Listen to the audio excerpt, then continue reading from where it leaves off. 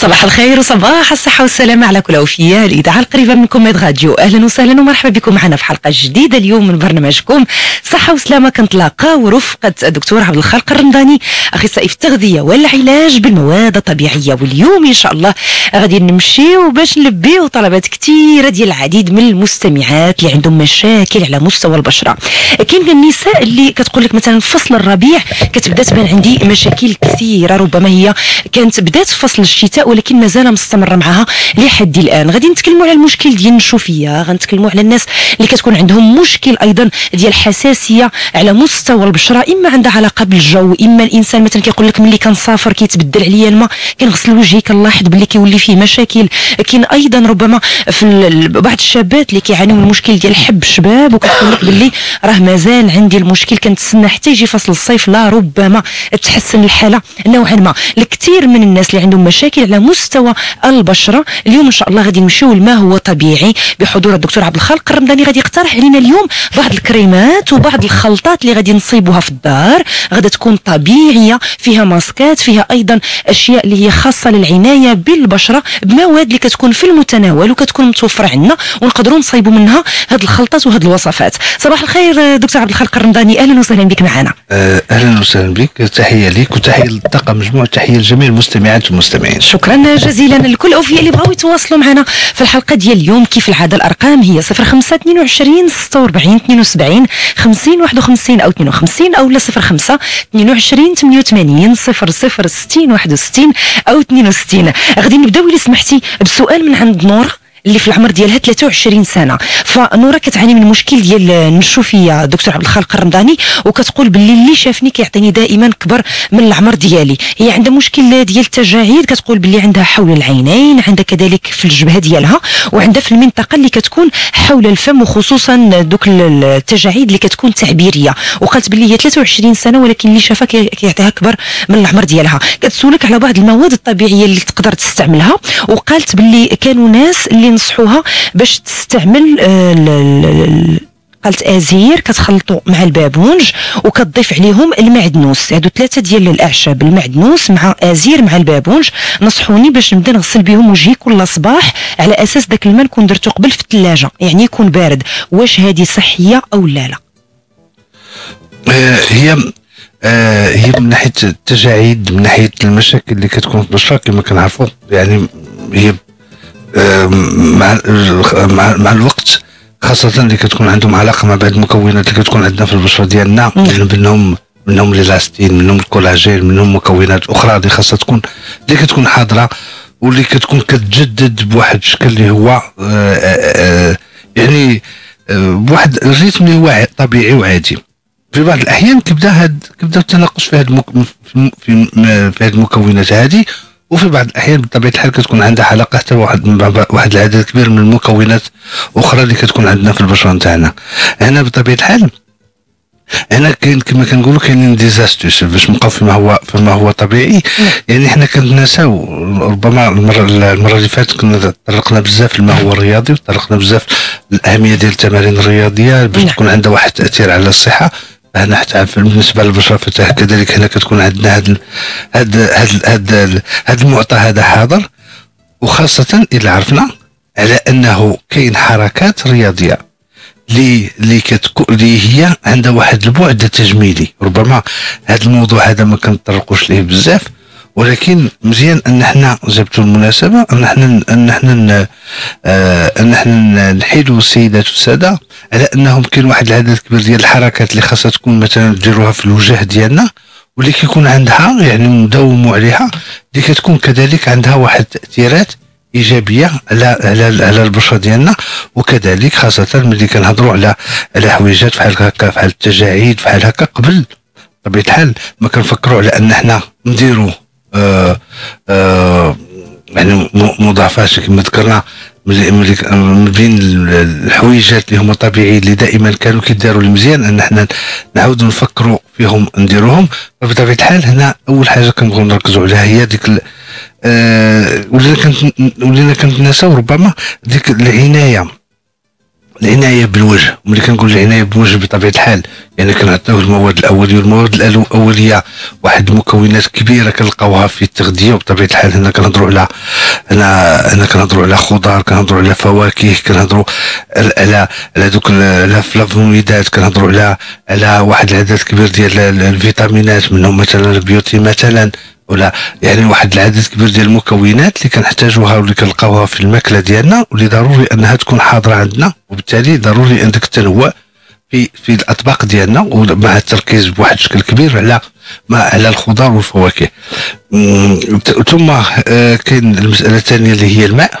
هنا واحد الشكل كثير كنلقاو على ان العلاقه ما بين الماء اللي كنشربوه وكذلك الصحه ولا النضاره ولا الجمال ديال البشره، يعني هادو كذلك كنلقاوهم عندهم واحد العلاقه كبيره، بالاضافه الى بعض المكونات الطبيعيه اللي ممكن ان احنا نضيفوها. هنا بطبيعه الحال بلا ما ننساو ان احنا نطرقوا المساله ديال المكونات ولا مواد التجميل ولا المساحيق اللي السيده كتستعملها، واش كتناسبها واش ما كتناسبهاش، يعني واش كتكون يعني الاقتناء ديالهم بواحد العنايه او لا. هنا من ناحيه ملي كنهضروا على العنايه بالبشره، فبطبيعه الحال خاصه بالنسبه للسيدات ما كنساوش الاهميه ديال هذوك لي ماسك اللي مره كيداروا، اللي كتكون عندهم واحد البعد وقائي وعلاجي للبشره. شحال هذه مثلا كانت هذيك الغطاء ديال الغسول، كان الطين، كانت الحنه، كان العكر الفاسي، هادو كاملين المكونات اللي كيخليو البشره يعني كتحاول كتجدد راسها، وبالتالي كتحاول يبدا فيها عاوتاني ديك الحياه، وكتحيي عاوتاني داك الكابيتال ديالها من الكولاجين، من الالاستين كيف ما ذكرنا. كذلك واحد المسحوق اللي هو بسيط اللي كان كدار في الكوماج مزيان، ان حنا نبداو في ذاك اولا فاش كتستعمل في الليل، فاش السيده مثلا كتبغي تحيد المساحيق ديالها، مزيان انها تبدا تفكر دير حويجات هما طبيعيين، مثلا المسحوق ديال لي بيتال دو غوز، داك الورد البلدي بدوك الكلوريدات ديالو، يعني كيتسحقوا، كدار معهم شويه ديال زيت العود، وهادو هما باش كدار هذاك المسيح ديال هذوك المساحيق في الليل، وكدار به واحد البيلين بسيط، يعني واحد المره ولا جوج. هذا كيصلح للتنظيف، هذا منظف، هذا منظف. نعم. وكذلك حتى كيعاود يحيي البشره، لدرجه انه كاين واحد المختبر عالمي اللي كيدير معروف، كيدير الكولاجين ناتشوريل، كولاجين طبيعي، اللي اهم حاجه في ديك لاكام ديالو هي واحد الخليط اللي فيه هاد المكونات هادو. بطبيعه الحال هما كيضيفوا ليه حتى واحد الزيت اساسي اللي هو ليليكريسيوم ايطاليكوم، اللي سميتها من واحد النبته اللي سميتها الخالده. ولكن حنا عندنا المقابل ديالو اللي هي بكل بساطه، مقابل ديالو في هذا الاتجاه هذا، اللي هي بكل بساطه العطرشه ولا البيلاغونيوم غوزيوم، يعني ديك العطرشه المورزه، الجيرانيوم غوزا، اللي هي بطبيعه الحال كذلك كتعطي في هذا الاتجاه هذا نفس المنفعه. نعم.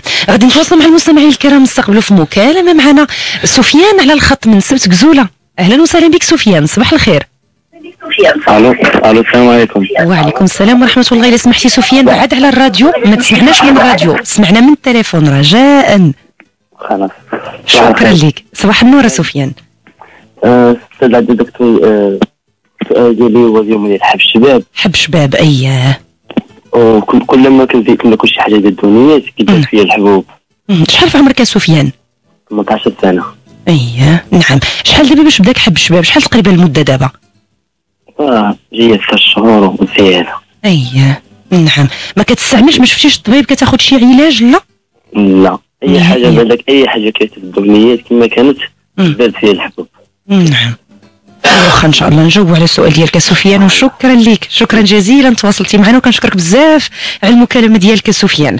غادي نتكلموا على حب الشباب ايضا الا سمحتي دكتور عبد الخالق الرمضاني، وكنعرفوا انه المرحله ديال البلوغ وايضا المرحله ديال المراهقه اللي كيتزاد فيها الاهتمام بالشكل وبالمظهر، بزاف ديال الشباب كيعانيوا منه. ربما بالنسبه للفتيات يعني الانثى كيكون داك الاهتمام اكثر، وربما اي حاجه كيقترحوها عليها كتقول علاش لا نجرب. بالنسبه للشبان الامر نوعا ما كيقول لك انا غنبدا نخلط وغنبدا نقلب على شنو غندير لوجهي، لا راه ما يمكنش. فسفيان مثلا لاحظتي راه اقتصر المكالمه ديالو السؤال فقط على ما هو دهني، على الشق ديال الاكل فقط. قال انه كل ما كياخذ شي حاجه اللي هي ميدمه ولا دهنيه بزاف كيتزاد فيه حب شباب. فبغينا ايضا الشبان اللي عندهم المساله ديال ولا المشكل ديال حب شباب نحاولهم شي حاجه اللي كتكون سهله وفي المتناول ديالهم، ممكن هو كشاب يستعملها. دكتور عبد الخالق الرمضاني، يعني انا نبغي نشير لواحد النقطه اللي هي هذه العلاقه ديال التغذيه مع حب الشباب. هي واحد اللي باقا يعني بصراحه ما واضحاش. يعني بطبيعه الحال حنا في العاده كنسمعوا على ان حيد الدهنيات، حيد الزبده، حيد، وربما كاين واحد العدد كبير ديال المكونات مزيان ان حنا نحاولوا نتفاداوهم لدواعي صحيه. منهم مثلا دوك الدهون اللي كتكون يعني خضعت لواحد التغييرات غير طبيعيه، ولكن التاثيرات ديالهم ولا العلاقه ديالهم السببيه ما بينهم وبين لاكني فراه هي واحد العدد كبير ديال الدراسات اللي فندات هذا المعطى هذا. مزيان ان حنا في التغذيه ديالنا يكون عندنا كما كنهضروا على السكريه تكون مزيانه، يعني تكون كامله، فبطبيعه الحال تكون مركبه. يعني ضروري ان حنا حتى الدهنيات حتى هي كنحتاجوها بواحد الشكل كثير، حتى هي خاصها تكون حاضره في الاطباق ديالنا، وعلى راسها الدهنيات النباتيه. مثلا حنا الحمد لله عندنا زيت الزيتون بالاضافه الى كذلك الزبده بلديه، ويعني واحد العدد كبير ديال الحويجات اللي كمصادر لهذه الدهنيات اللي ما كتكونش عندها علاقه مع هاد مع البشره والحاله ديالها. هي ربما العلاقه ديال الماء كيبقى من بين الحويجات اللي ربما داروا عليهم واحد، ولو انها محتشمه، لانه ربما كتلاحظ على ان شرب الماء ربما كيعطينا واحد التحسن ديال الحالات.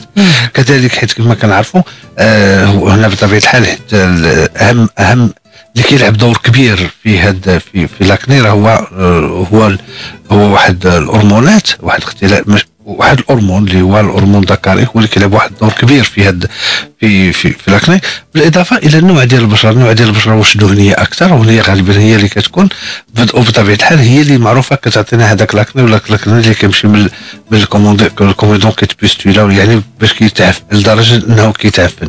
وهنا بطبيعه الحال يعني من بين الحويجات اللي كيتقترحوا واحد العدد كبير ديال الحويجات. ذكرتي على انه مثلا واحد الخلطه اللي كان اقترحها واحد الطبيب فرنسي اللي هي طبيعيه وهو مختص في الجلد، واللي فعلا عطات نتائج مزيان، اللي هي مصوبه من لوفور دو بيير، الخميره ديال البيره كما هي معروفه، مع الحامض ومع الماء ديال الزهر.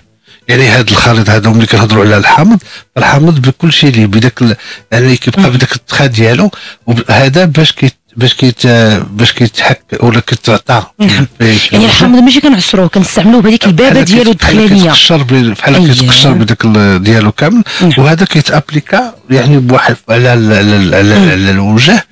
يعني بطبيعه الحال من احسن كاين مقادير الا سمحتي دكتور عبد الخالق الرمضاني باش حتى المستمعين يعرفوا شنو بالنسبه للناس اللي بغاو يحضروا هذه الخلطه. هنا تقريبا واحد نمشيو بواحد جوج المعالق بالنسبه جوج معالق كبار ديال كل حاجه من هذه المكونات.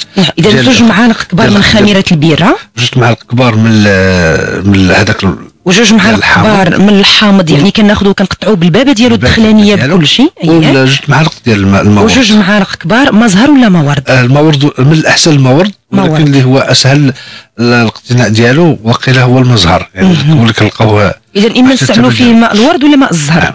نعم. بطبيعه الحال هنا ملي كنهضروا على المورد ولا على المزهر، في بطبيعه الحال دائما كما كنذكروا للسيدات على انهم نتعلموا نقراو ليتيكيت، نقراو داك الشيء اللي مكتوب تماكي.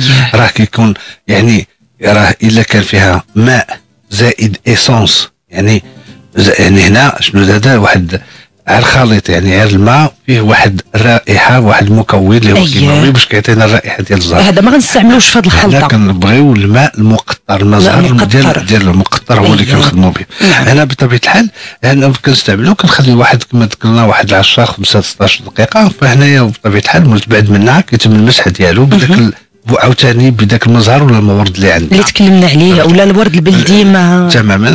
هنا كنغسلوه. هنا الا كانوا على هذوك لي كوميدون، الا كانوا عندنا اون بلوس يعني بيستيليزي يهمنا انهم معفنين، فهنا بطبيعه الحال كاين واحد الخليطه بسيطه ديال الزبده ديال الكاريتي مع واحد الزيت الاساسي. احسن الا كان نعطيوهم المقادير ايضا الا كان ممكن شحال غنستعملوا. هنا على حسب المنطقه، مثلا الا كانت غنستعملوه الوجه كاملين فنقدروا واحد 7 نقيطات مع نص ديال معلقه ديال البور دو كاريتي. علاش؟ لان هذا الخليط هذا هو كيكفينا كامل، كيكفينا نستعملوه للوجه نتاعنا. شنو الزيت اللي منصوح به مع زبده الكاريتي؟ الزيت اساسي، كزيت اساسي. الزيت الاساسي كاين شجره الشاي ولا الميلانوكا هي التيسري اللي كنتكلموا عليها دائما. او الا ما كانتش في المتناول عندنا، فهنا بطبيعه الحال كيبقى حتى الزيت الاساسي ديال الزعتر، نعوضوها بالزيت الاساسي ديال الزعتر. هو الزيت الاساسي ديال الزعتر. فهنا بطبيعه الحال من الاحسن ان احنا نزيدوا في الكميه ديال الزبده ديال الكاريتي، يعني نستعملوا واحد الملعقه، بحكم على انه معروف عليه لانه حارق للبشره. يعني بهذه الكميه اللي حنا غنستعملوها غير واحد 5 نقيطات ولا هذاك الشيء كيكونوا كافيين. وهنا بطبيعه الحال هذا الخليط هذا بالاخص كنحطوه فوق ذاك الحبوب، لانه هنايا كما بحكم المكونات اللي كاينين فيهم فهم عندهم واحد الدور لي اونتيسيبتيك، يعني كيعاونوا الذات ديالنا باش تخلص من هذيك التعفنات. واخا كانوا سولوا نوره، كانت سولات على الماء ديال المعدنوس الا سمحتي دكتور عبد الخالق الرنداني، وتوصلنا ايضا برساله من عند المستمعه الكريمه فاطمه الزهراء كذلك كتسول على نفس السؤال. الماء ديال المعدنوس واش هو منصوح به للبشره الجافه اللي كتعاني من تجاعيد، يعني يغسلوا به مثلا الصباح؟ هو فعلا كيخدم، ولكن من الاحسن احسن منه كاين هذاك الانفيزيون ديال البازيليك ولا ديال الحبق. اشنو كيفاش كنحضروه؟ بنفس الطريقه. يعني ملي كنهضر على انفيزيون يعني كناخذوا هذاك الماء طيب عادي كنديروا فيه واحد الكميه، نرقدوا فيه الوريقات ديال الحبق بالنسبه، يعني بحال مثلا درنا 90 غرام ديال الماء كنديروا فيه واحد 10 غرام ديال الحبق. يعني وهذه كنديروها حتى بالنسبه للمعدنوس تا هو اللي كنا غادي نستعملوه، وهذا كنقدروا نغسلوا به. هذا بالاضافه الى ذلك يعني مزيان للبشره، مزيان للتجاعيد، ومزيان حتى بالنسبه للاخ قبيله مثلا على المشكل ديال لاكني، فهو كذلك كيجي منظف، يعني كيعاود يعطي للبشره ديك الامكانيه ديالها انها توزن. واخا نمشيو نستقبلوا مكالمه اخرى من بعد سفيان، هذه المره معنا جميله على الخط من فرنسا. مرحبا بك جميله. الله يبارك فيك اختي عفاف. اهلا وسهلا. الحمد لله، مرحبا بك. كي داير الدكتور؟ لاباس عليك؟ الحمد لله.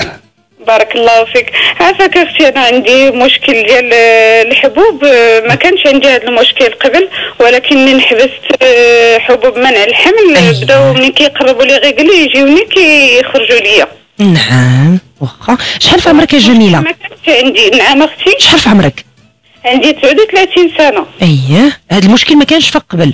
ما كانش عندي. دابا 5 سنين باش دابا ولدي زعما عنده 5 سنين، وكنت منين 5 سنين وشربت داك الماء حبوب منع الحمل. ومنين قطعته دابا عام هذا بدا كيخرج لي هذا الحب. وما عرفتش المشكل مناش. مشيت عند الجينيراليست هنايا وخرجت لي واحد لاكريم وواحد الكينه. ولكن الكينه بصراحه ما قدرتش نشربها، تضرني في المعده. بقيت كندير غير ديك لاكريم، ولكن وكيخرجوا لي دوك الحبوب وكيخرجوا قاصحين وكيضروني. نعم. ومباشره ملي كتسالي الدوره الشهريه كترجع الوجه ديالك ولا البشره كترجع عاديه، ما كيبقى فيك والو ولا كتبقى؟ كيبقاو دوك الحبوب وكيخليو لي طاس، يخلوا فيك اثار. واخا جميله. واخا نجاوبوا ان شاء الله على السؤال ديالك يا جميله. شكرا. بارك الله فيك. وعافاك زيت الحامض بغيت نعرف زيت الحامض ديالها شحال نبقى ندير من القيطات؟ زيت الحامض علاش كتستعمليها جميله؟ الوجه ديالك؟ لا ما عمرني استعملتها انا كاع. يلاه بغيتي تستعمليها تخلطيها مع فازلين ولا شي كريم لليدين. وتستعمليها اليدين ديالك ولا الوجه؟ انا قالوا لي استعمليها اليدين، ما عرفتش واش كتدخل الوجه ولا لا. واخا واخا جميله، خليك معنا في الاستماع ان شاء الله، نجاوب على الاسئله ديالك كامله. وشكرا لك جميله، تواصلتي معنا من فرنسا، ومن خلالك تحيه كبيره لكل المغاربه القاطنين بالخارج. الخلق رمضان توقف نفس السؤال ديال جميله من فرنسا، 39 سنه، هي شارت باللي المشكل اللي تكلمات عليه ما كانش عندها من قبل، حتى لاحظت باللي قطعات حبوب منع الحمل ارتبط عندها ظهور هذه الحبوب بالدوره الشهريه، وقال دابا المشكل انه ذاك الحبوب كيخلي ليها اثار في الوجه ديالها. فكتسولك اشنو ممكن يعني الحل او خلطه او وصفه اللي ممكن انها تعاونها. هي شارت باللي مشات عند الطبيب، عطاتها الطبيبه عطاتها اقراص، ولكن ما قدرتش تستعملهم لانه كيعطيوها الام على مستوى المعده. هي كما ذكرنا قبيله، يعني كاين واحد العلاقه اللي ما بين لاكني ولا حب الشباب واحد الهرمونات، خاصه الهرمونات الذكريه والموانع الاقراص ديال منع الحمل، فهي كتشكل كذلك علاج لهم، لدرجه انه في بعض الاحيان هذا هو كيكون هذا العلاج غادي في هذا الاتجاه هذا. اذا يعني ربما حبوب منع الحمل هي اللي كانت مانعه ذاك المشكل اللي بان عند جميله، الوقت اللي قطعتها بان عندها المشكل بطبيعه الحال. يعني هنا وكيف ما كنلاحظوا، يعني فاش كتكون واحد شويه ديال الاضطرابات بين قوسين ديال هذه الهرمونات في الوقت فاش كتبدا عاوتاني، فاش كيبدا تعاود تبدا الدوره. نعم، داك الشيء علاش تما كاين هذيك الوقت كيخرج واحد الحبيبه ولا كيخرج كاين داير عندهم علاقه حتى مع النفسيه ديال السيده في هذيك مع تقلب المزاج ايضا. في هذيك الفتره بالضبط ربما تجيب المناسبه شي مره نتكلموا عليها. نعم، سبحان الله العظيم. اذا كما ذكرنا هنا، يعني من بين الحويجات اللي تقدر تقترح هي بعض الاعشاب، وخاصه الزيوت الاساسيه اللي كتمشي سهله، يعني كتمشي مع هذاك الوقت بالضبط، واللي تكون في المتناول، لانه جميله في فرنسا. نعم، لا من فرنسا شي حاجه اللي تلقاها تما. يعني غدا تقلب على الزيت الاساسي اللي غادي نقول له هو السالفيه. اللي هو ديال السلميه، زيت السلميه، وخاصه لا سالفيا سكلاغي. يعني قلب على لا سالفيا سكلاغي، هو زيت الاساسي اللي من بين المكونات فيه واحد ديتيربينول على شكل سكلاغيول، وهذا المكون هذا يعني تقريبا كيلعب واحد الدور اوستروجين لايك. نعم، بالنسبه لجميع الاخوان والاخوات فراه هذه الماده هذه يعني خاضعه لجميع موانع الاستعمال اللي كيخضعوا لها الاقراص، باش نعرفوا الاهميه القوه ديالها من ناحيه الفعاليه ديالها. هاد السكلاغيول هذه يعني كتعطينا هذاك، يعني بحال تقول في هذيك الفتره هذيك اللي كيكون في واحد الفراغ كتعمروا لينا كيفاش كنعطيوها. يعني ابتداء ملي كتبدا تقرب تجي الوقت ديال الحيض، هنا في هذاك الوقت يعني السيده كتستعمل بغض النظر على فين استعملتها، يعني ما تحاول ماشي بالضروري تستعملها في الوجه ديالها، يعني تقدر دير بها عالم واحد المساج مثلا في المعده ديالها ولا في البطن ديالها، وكتستافد منها. كتستافد منها. تستعمل واحد جوج نقيطات جوج المرات في النهار كزيت اساسي، وانا بطبيعه الحال كتستعملها مع شي زيت نباتيه اللي في المتناول ديالها. تقدر هنا كاين الامكانيه ديال انها تضيف لها شي زيت اساسي اخر، يعني باش يضفي عليها واحد الرائحه احسن، كزيت الاساسي ديال الخزامه مثلا، وكذلك واحد جوج نقيطات، يعني 4 نقيطات مع الصباح 4 من العشيه، فكيكونوا كافيين باش كيعطيونا واحد التحسن، واحد الاحساس بالتحسن في هذاك الوقت. ذكرت سولات كذلك على الزيت الاساسي ديال الحامض، للعنايه باليدين، يعني النساء اللي كيكون عندهم مشكل ديال النشوفيه مثلا والجفاف ديال اليدين، خصوصا مع استعمال مواد التنظيف، ماء جافيل ولا ذاك السائل ديال غسل الاواني ولا المسحوق ديال التصبين. نعم، هنا بطبيعه الحال هنا الزيت الاساسي ديال الزيوت الاساسيه ديال لي سيتروس، الحوامض بشكل عام. انا بطبيعه الحال هنا غير كمعلومه، هنا الزيوت الاساسي يعني منين كنستخلصوا هذاك الزيت الاساسي ديالها، يعني كاين 3 المناطق في ديك الشجر في دوك لي سيتروس، يا اما من الجست يعني من القشره بطبيعه الحال، او لا من الورده، او لا من الورقه. وهنا نبغي نشير على انه راه كل المكونات، يعني المكونات كتختلف من من المنطقه لمنطقه، عارف في نفس الشجره. نعم. كتعطينا 3 الانواع ديال الزيوت الاساسيه اللي مختلفه. الزيت اللي خديناه من القشره ماشي هو اللي خديناه من الورقه، ماشي هو اللي خديناه من الورقه. فيهم اللي كيشابهوا لبعضياتهم، ولكن مختلفين اختلافات لدرجه ان حتى الثمن ديالهم كيختلف لدرجه حتى بواحد الشكل اللي هو كبير. الا كان عنده، وهذا غالبا هو اللي كيكون حاضر بزاف، مثلا ويكون كيقتنيو السيدات بزاف، هو ديال الجست ديال القشره. نعم. ديال القشره من بين المكونات اللي فيه دي فوغو كومارينيك، يعني وهذا المكون هذا عنده واحد الخاصيه، الا كثرت منه كينشف، كيزيد ينشف البشره. دونك هو عنده منافع كثيره. كذلك الا استعملاته وتعرضت الاشعه ديال الشمس، فهو معروف عليه لانه فوتوسنسيبيليزون، معنى انه كيزيد من التاثير ديال الاشعه ديال الشمس. اذا غيعطيها السمرار في ديك البلاصه فين استعملاته. ربما كيكون في بعض الاحيان كتستعمل حتى لهذا السبب، يعني برونزاج بعض المرات في الكريم برونزونت، ولكن بواحد الكميه اللي هي قليله. والشرط الثاني هو ان حنا ما نتعرضوش للاشعه ديال الشمس بواحد الشكل اللي هو كبير. اذا الا كانت غتستعملوا بالليل، هو ايكيليبرون، ولكن تستعمل منه واحد الكميه قليله، يعني واحد نقيطه ولا جوج. ومن الاحسن انها تستعملوا مع واحد زيت نباتي عادي، يعني حيت هي ذكرات الفازلين، هي ربما نفضلوا شي زيت نباتي اللي معروف ممكن غير زيت البلديه، الزيت ديال لافوكا، الزبده ديال الكاريتي. يعني هذه كامله مكونات اللي كتقدر اللي دخل لنا هذاك المكونات النافعه ديال هذيك الزيت الاساسي، وكتخلي لنا حتى كتعاوننا حتى باش كتبقى تنشف لنا البشره ديالنا وداك الشيء. وكذلك حتى المكونات اللي فيها، فهي مكونات اللي هي شبيهه، يعني من هذوك الدهنيات اللي فيها شبيهه بواحد الشكل كبير لهذيك الافرازات ديال الغدد اللي كاينه عندنا، ديك الغدد اللي كتفرز لنا هذيك الغلوند سيباسي اللي عندنا، اللي كتفرز لنا هذيك المواد الدهنيه، وبالتالي يعني كتفاعل معها بواحد الشكل ايجابي البشره نتاعنا. نعم. غادي نستقبلوا مكالمه اخرى معنا هذه المره من بعد جميله من فرنسا. ناخذ معنا زينب على الخط من مدينه الدار البيضاء. مرحبا بك زينب. السلام عليكم اختي. وعليكم السلام ورحمه الله. زينب دير اختي الله يبارك فيك. الحمد لله. مرحبا. كنشكركم على هذا البرامج. العفو. اللي كتقدموا لنا. عفوا زينب، هذا واجب. شكرا اختي. الله يديمك غادي نسول الدكتور. المشكل في البصره جافه وعندي الشعر. عندك اشنو؟ عندك مشكله زينب؟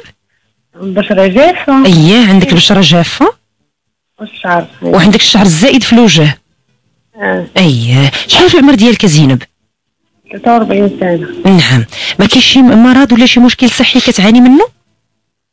الحمد لله ما عندي. نعم. وكديري تحاليل زينب مثلا؟ ما عندكش اضطرابات في الهرمونات، شي خلل في الهرمونات او لا؟ شي ايام، ولكن الحمد لله. اشنو تبعتي الدواء؟ تبعتي الدواء ديال الخلل الهرموني؟ نعم. ودابا وشنو الطبيبه اللي قالت لك صافي غتقطعي الدواء، ولا انت قطعتيه بوحدك؟ قطعت ودرت تحاليل، ولكن قالت لك صافي الحاله تحسنات. واخا زينب. نعم واخا نجاوبوا ان شاء الله على السؤال ديالك زينب، وشكرا لك تواصلتي معنا من مدينه الدار البيضاء. اذا جوج ديال المشاكل كتعاني منهم زينب دكتور عبد الخالق الرمضاني. اول حاجه البشره الجافه، المشكل ديال النشوفيه ديال البشره، وثاني حاجه هو الشعر الزائد. انا على ذكر البشره الجافه لانه كانوا بزاف ديال الناس سولوا دكتور عبد الخالق الرمضاني في الرسائل ديالهم على المساله ديال زيت الزيتون او الزيت البلديه. كيسولوك واش كاين زيت بلديه اللي صالحه فقط للاكل، وزيت بلديه اللي خاصه فقط بالتجميل، او لا الزيت اللي عندنا في الدار في الكوزينه اللي كنستعملوها للاستهلاك اليومي هذيك نفسها هي اللي كنستعملوها للتجميل. وصراحه راه كاين اختلاف بين بزاف ديال الناس في هذه النقطه، وكاين الناس اللي بغاو يعرفوا فشنو الزيت البلديه اللي كنستعملوها في هذه الخلطات وفي هذه الوصفات اللي كتكون صالحه. لانه كتعرف كاين مثلا الناس اللي كيقول لك لا وراه هذيك الزيت اللي كنقدروا ناكلوها. علاش كناكلوها؟ لانه المذاق ديالها كنتحملوا لنا فيها واحد النسبه ديال الملح، فاذا راه ما كتكونش صالحه للمواد ولا الخلطات والوصفات التجميليه. فشنو رايك في هذه المساله؟ زيت الزيتون. نعم. كيفاش كيتم العصير ديالها؟ يعني الزيتونه كتعصر، كيتحيد هذاك الكميه ديال الماء اللي فيها، وكنستخلصوا داك الزيتون. يعني بكل بساطه هذه هي الطريقه الطبيعيه ديال استخلاص الزيتون. نعم. اي طريقه اخرى اللي كدار ربما اللي واحد باش يكون واحد روندمون اكثر وداك الشيء، هي طريقه غير صحيه. يعني زيت زيتون طبيعي فهو صالح للبشره، بالعكس هو من بين الزيوت النباتيه الرائعه اللي عندها واحد العدد كبير ديال المنافع. ربما ناخذوها كفرصه في حلقه من الحلقات المقبله باش نهضروا على كل زيت والزيوت اللي هي متوفره عندنا. زيت الزيتون، زيت اللوز، زيت لافوكا، زيت ارغان، زيت ارغان، نهضروا عليهم كاملين كل وحده شنو هي المنافع ديالو، شنو هي المكونات ديالو، وعلاش كل واحد علاش نقدروا نخدموه. اذا كما ذكرنا زيت الزيتون يعني في اغلب الاحيان فهو زيت الزيتون اللي هو صالح كذلك للتجميل. نعم، هو اللي كناكلو، هو ديال الاحسن بطبيعه الحال. داكشي علاش من الاحسن يكون زيت الزيتون ديال العام، يعني باش يكون ديال السنه. فاش كيفوت سنه يعني حتى المكونات ديالو كتقدر تختلف، كتقدر تبدل. انا بطبيعه الحال يعني خصوصا اللي ما كانش ظروف التخزين صحيه ولو انه تقدر مثلا حتى ديك النسبه ديال الحموضه كتقدر، ملي كنهضروا على النسبه ديال الحموضه فالنسبه ديال الحمض الدهني اللي كيطلع عنده بواحد الشكل كثير. وهنا بطبيعه الحال يعني كتختلف ديك المكونات ديالو. هنا بالتالي حتى من ناحيه ديال الماكله يعني من الآن كتعاد فيه النظر، بالاضافه الى ان كاين الامكانيه ديال انه يتزادوا فيه بعض المكونات، يعني بعض الجرثومات. يعني من بعد عام زيت الزيتون كان الاستهلاك، ولو انه في بعض العادات في بعض المناطق يعني زيت الزيتون كيخليوك يقول لك ملي كيفوت العام هو كيزيان. يعني هذه مساله اللي فيها شويه ربما عليها شويه الهضم. اذا كيبقى زيت الزيتون مزيان للبشره. بلا ما نساو، وهذه مساله دائما كنركزوا عليها، هو انه راه ملي كنهضروا على البشره الجافه راه ماشي مساله اللي هي خارجيه، راه مساله داخليه. نعم، راه ضروري على ان احنا اول حاجه كنفكروا فيها هي التغذيه ديالنا المتوازنه ديال بصح. الكميه ديال الماء اللي كنشربوا، شحال كنشربوا، نوع ديال الدهنيات، نوع ديال الدهون اللي حنا كنتناولوها مزيان، تكون صحيه فيها واحد العدد كبير ديال الاحماض الدهنيه. شنو المصادر ديالها؟ فين كنلقاوها بالنسبه للناس اللي عندهم النشوفيه في البشره؟ شنو خصهم ياكلوا في هذا الدهون؟ يعني مثلا نتكلموا على الفواكه الجافه مثلا بحال اللوز، الكركاع. لكن نبداو بالخضر، لان ملي كنهضروا على الخضر فيها واحد العدد كبير ديال المكونات اللي من بينها فيها كنلقاو واحد العدد كبير ديال المكونات اللي صالحه للتجميل، من الفيتامينات، من الفلافونيدات، من املاح. بالاضافه يعني كنلقاو في خضر في الفواكه كذلك. من بين مثلا كمصادر الدهون ذكرتي الفواكه الجافه، مثلا اللوز، الكركاع، هاد البيستاش، جميع اي حاجه تناولناها، الكاجو، هادو كاملين كيبقاو مكونات اللي فيهم مكونات دهنيه اللي نافعه ورفيعه بزاف، بالاضافه الى المكونات الاخرى اللي كذلك من فيتامينات، املاح اللي كتكون مركزه بواحد الشكل اللي هو نافع ومزيان للبشره ديالنا. بالاضافه الى ذلك الماء كما ذكرنا، يعني داك فاش كنهضروا على ان على الاقل تكون عندنا واحد القرعه محطوطه قدامنا ديال الماء باليوم، اللي نحاولوا ما امكن ان احنا يعني نحطوا قدام ديك الكميه اللي غنتناولوها في اليوم ديالنا بيترونس كمعدل، يعني مزيان ان احنا نحاول شويه، علما بانه حتى الماء راه عنده علاقه مع الوزن. يعني شحال كل واحد كيحتاج، ماشي نفس الكميه كيحتاجها. نعم. وكاين واحد المساله اخرى ايضا كيشيروها الاخصائيين، دكتور عبد الخالق قرناوي كيقول لك باللي شرب الماء مثلا راه البشره ربما راه اخر واحد كيستافد، لانه ذاك الماء اللي كناخذوه راه اعضاء اخرى كتستافد منه، عاد ما بقيه كيمشي للبشره ديالنا. يعني الا ما خديتيش الكميه كافيه البشره ما كتستافد، ما كتاخذ حتى حاجه، لان هذاك الماء اللي كنشربوه راه هو كيدير لنا واحد الحركه، واحد الديناميه في كيمشي في وظائف اخرى، عنده وظيفه. يعني مثلا عارف الهضم، مثلا الهضم فاش كنسمعوا على ان غير اللعاب ديالنا عرفتي شحال كيتحرك ديال الماء تما، كاين الافرازات لتر ونص حتى 2 لتر في اليوم. البنكرياس مثلا حتى هو تقريبا واحد الحركه تقريبا ديال لتر ونص في اليوم. المعده كذلك واحد لتر ونص حتى 2 في اليوم. الكبد كذلك تقريبا 2 لتر تقريبا في اليوم. يعني عاد شوف هاد الديناميه، هاد الحركه اللي كاينه في اليوم اللي كتكون ديال هاد الافرازات. اذا ضروري ان حنا كنعوضوها بالماء، وكما ذكرتي يعني لدرجه ان الاجتفاف مثلا فاش كيكون اجتفاف اشنا هي اول مؤشر كيبان لنا هو البشره، كما كيبانوا اعضاء اخرين، لانه هنا كتبدا مساله ديال الذات ديالنا كتفكر بمساله ديال الاولويات. يعني اخر الاولويات فيما يخص الماء راه هي البشره. البشره. اذا ضروري ان حنا حتى الكميه ديال الماء ما نتسناوش ان حنا نعطشوا، لان هنا فاش كيبدا ديك العلامه راه هذا دليل على ان راح وصلنا لواحد الدرجه ديال نسبيه ديال الاجتفاف. دائما نحاولوا على ان يكون الماء في المتناول ونتناولوه بدون قبل نوصلوا للدرجه ديال نعم. سولات ايضا زين من ضمن المشاكل اللي عندها من غير النشوفيه ديال البشره الشعر الزائد اللي كيكون في الوجه، وبزاف ديال النساء كيسولوا على هذه المساله دكتور عبد الخالق الرمضاني.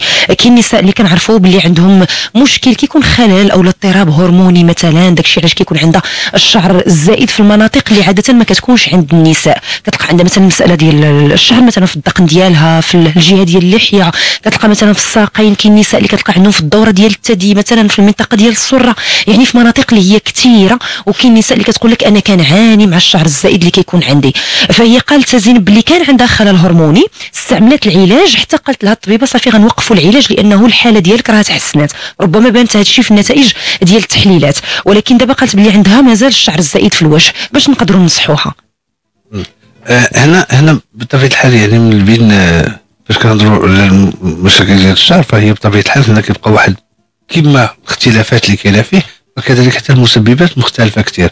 بطبيعه الحال كيبقى من بين يعني على الراس ديالها اختلالات هرمونيه، ولكن كتبقى كذلك المسببات الاخرى كتبقى حتى هي مختلفه. اذا هنا حاله في حاله، يعني كل حاله الحاله ديالها. كاين اللي المواد الطبيعيه ولا نفكروا في هكا بطرق طبيعيه وداكشي ما كتعطيش نتائج، وكاين طرق اخرى اللي كتعطي نتائج اللي بكل بسيطه يعني بشكل بسيط. هنا من بين ملي كنفكروا مثلا في هرمونات، يعني كنبداو نفكروا على ان حنا ناخذوا شي حويجات اللي كيعطيونا واحد التوازن هرموني. وهنا بطبيعه الحال مثلا كاعشاب طبيه كاين عندنا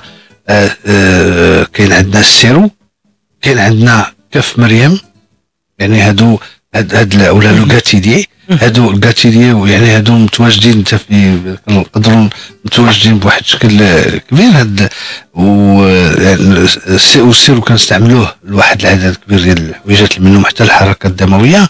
كاين كذلك هنا اللي هضرنا عليهم السلميه مثلا، كذلك كعجبك. كاين في التغذيه ديالنا كاين واحد العدد كبير ديال الحويجات اللي حنا كنتناولوهم اللي مهمين للتوازن الهرموني ديال المراه، اللي منهم مثلا السوجا اللي في بعض الاحيان نقدروا ندخلوها في بعض الاطباق ديالنا بحكم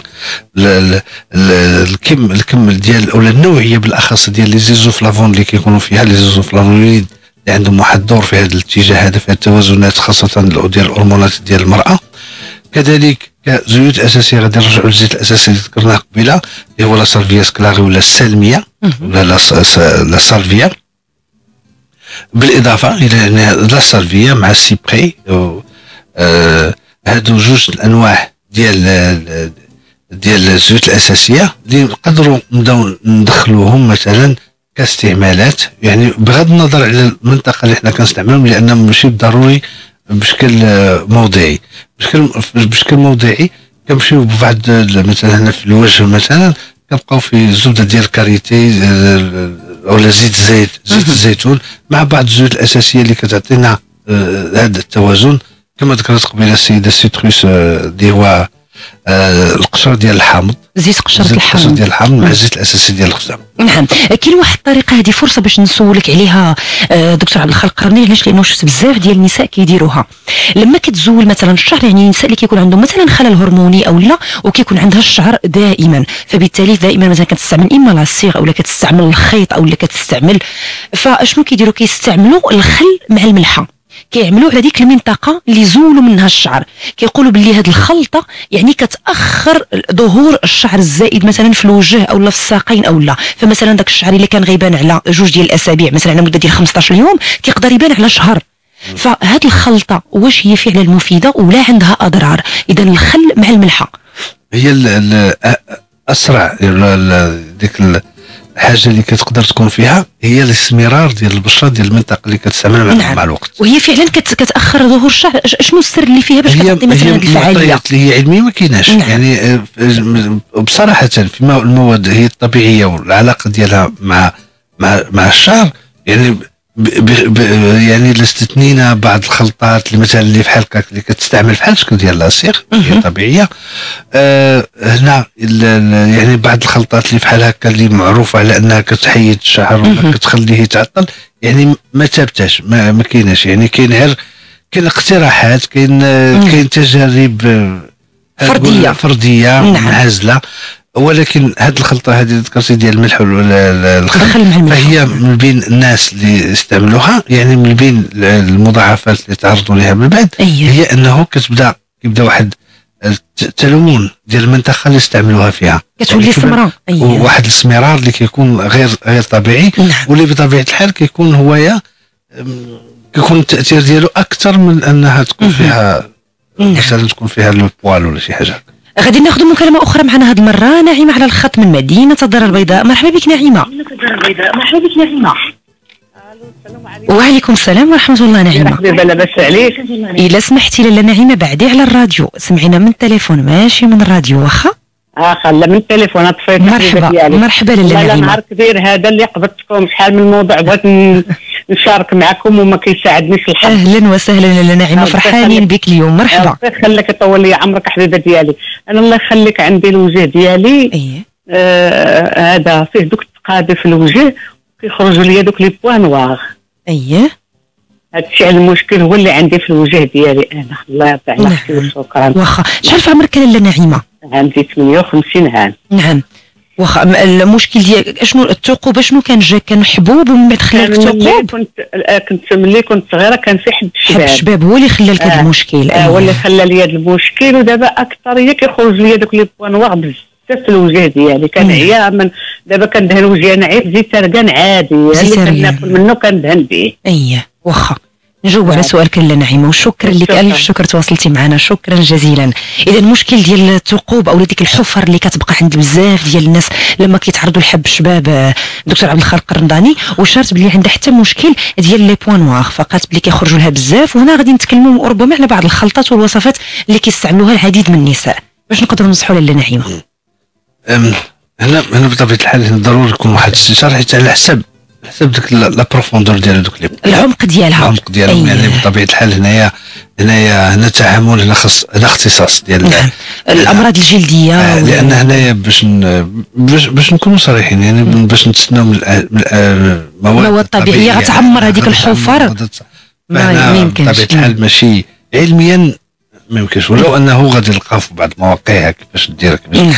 هنا ربما فاش كيكونوا هذوك باش كنعطيوها حتى هذاك نعاونوها باش كتكون كذلك حتى ذاك اللون موحد وداك الشيء. بطبيعه الحال هنايا كاين خلطات اللي هما كيكونوا طبيعيين اللي كيقدروا يعطيونا مع الوقت واحد اللون اللي كيكون موحد ديال البشره، وكذلك حتى ديال البقع. مثلا كاين بعض الزيوت الاساسيه هنا اللي كان ضروري تخدم مزيان. هنايا كيبقى ديكريسيون ميتاليكوم، ولكن للاسف هنايا ما متاحش بزاف، وحتى الثمن ديالو كيبقى شويه غالي بزاف. اذا كنقدروا نقترحوا في بلاصتو الزيت الاساسي ديال العطرشه. الزيت الاساسي الا كان ممكن ديال العود القمري ديال او لا بالنسبه للناس اللي لقاو في المتناول ديالهم، او لا حتى الزيت الاساسي ديال لوريس نوبيليس اللي هو الورقه ديال سيدنا موسى. يعني شي وحده في هاد الزيوت الاساسيه فهي كتعاوننا باش كنحاولوا نوحدوا اللون ديال البشره ديالنا. بالاضافه هنا كتبقى من بين الاساسيات هو الزيت الاساسي ديال القشره ديال الحامض اللي كنضيفوه ليه. وهنا بطبيعه الحال هذا كان فاش كنستعملوه مع بعض الزيوت النباتيه. كيبقى من بين الزيوت النباتيه الرائعه في هذا الاتجاه هو الزيت ديال الارغان ديال التجميل. هنا بطبيعه الحال الاستعمالات ديالها كتكون واحد من الاحسن في الليل، لان اذا تستعمل هذا الخليط هذا في اليوم فهو في النهار فهو بطبيعه الحال كيزيد بالعكس كيزيد بالتاثيرات ديال الاشعه ديال الشمس على البشره. الاستعمال ديالو كيكون مره واحده يعني مع الليل، واحد 3 مرات في الاسبوع مثلا كتكون كافيه. من بعد من بعد منها ما كيتمش الغسل. ملي كتستعمل هاد الزيت هذا، فبطبيعه الحال كتستعمل واحد الكميه اللي كتكون قليله، واحد الخليط تقريبا ديال واحد 4 حتى 6 نقط ديال هذيك الزيوت الاساسيه، كنخليوها مثلا هي اللي كنحاولوا ندخلوها للبشره نتاعنا حتى ما كيبقاش. وهذه كنخليوها حتى للصبح عاد باش كيتم الغسل ديالها بواحد من الاحسن بواحد لاباز اللي كتكون خفيفه، بحال مثلا بواحد شويه ديال تمسح بالماء ورد ولا تمسح بشي حاجه، ولا الماء ورد كيبقى احسن لانه بالاضافه لذلك مهدئ.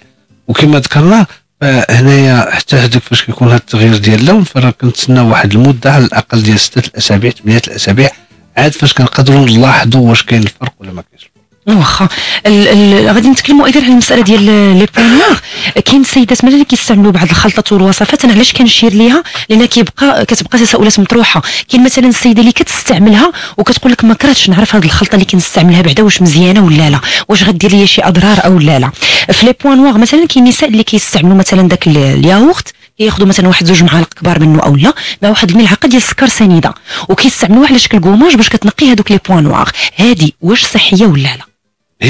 هي صحيه. الطريقه ديال الكوماج اللي هي مزيانه وخفيفه، وكما كنعرفوا على السكر دوك لي البودغ ديال حبيبات ديال السكر سنيده. نعم. هنا كذلك نقدروا السيدات هما اللي تصوبوا داك البتيت كريم ديالهم بساط، يقدروا هذا يضيفوا كاع 2 الحوايج، يعني بالاضافه الى السكر واحد شويه ديال المسحوق ديال اللوز، يعني حتى هو اللوز حتى هو مسحوق مسحوق ديال اللوز. هاد 2 الحوايجات هادو بطبيعه الحال كيعطيونا واحد الكوماج اللي هو خفيف. بطبيعه الحال ما كنوركوش كيزول لي بوين نوار، كيعاوننا كذلك باش كنزولوا لي بوين نوار. وربما من بعد منه كنقدروا نستعملوا شي خليط من هذوك الخلائط اللي حنا ذكرناهم، الخلطات اللي تكلمنا عليهم قبيله. كاين مساله ايضا، واحد العاده كتكون في بزاف ديال الناس اللي فيهم لي بوين نوار دكتور عبد الخالق الرمضاني، وهو كيبقاو ياخذوا هذيك الحبه مثلا وكيطرطقوها. فشنو التاثير ديالها اللي كتكون؟ لان كنشوف واحد بزاف ديال الناس مثلا كيكون فيهم لي بوين نوار اما في البلاصه ديال الخد او البلاصه ديال الانف، فتلقى دائما اليدين ديالو في وجهه دائما كيلعب في هذوك لي بوين نوار. هذيك عاده سيئه، لانه ملي كنهضروا على النيتواياج راه هو واحد المعرفه، يعني كاين واحد الطرق تسخن وتقاد يعني باش ما تبقاش بحال كتوجد البشره. خاص ضروري ما يكون هذاك النيتواياج حتى كتكون واحد التوجات كتكون وحتى اليد اللي غادا تستعمل. علاش؟ لانه اشنو كيكون الحاجه اللي كنتخوفوا منها هي هذيك لي سيكاتريس، هي لانها نقدروا حنا بالطريقه اللي ما عرفناش غادي نتسبوا في واحد الحاله ديال الالتهاب، وغادي نديروا واحد الالتهاب اللي كتبع الالتهاب كنقدروا نديروا واحد الجرح اللي هو عميق. ولو عميق راه نسبي، ولا تقدر تكون حتى ديك لا سيكاتريزاسيون غادا تجي من بعد باش تصلح هذاك الشيء تمشي بواحد الشكل اللي هو غير صحي وتخلي لنا هذيك لي سيكاتريس. هنا بطبيعه الحال يعني هذه عاده سيئه بزاف، خاصه الا كنلاحظوا مثلا بعد المراهقين مثلا، لان الاكثريه كيكون في السن ديال المراهقه، فبطبيعه الحال كيتجمعوا ما بيناتهم وكيبداو في هذاك الشيء كينقي الشيء يحيدوا هذوك.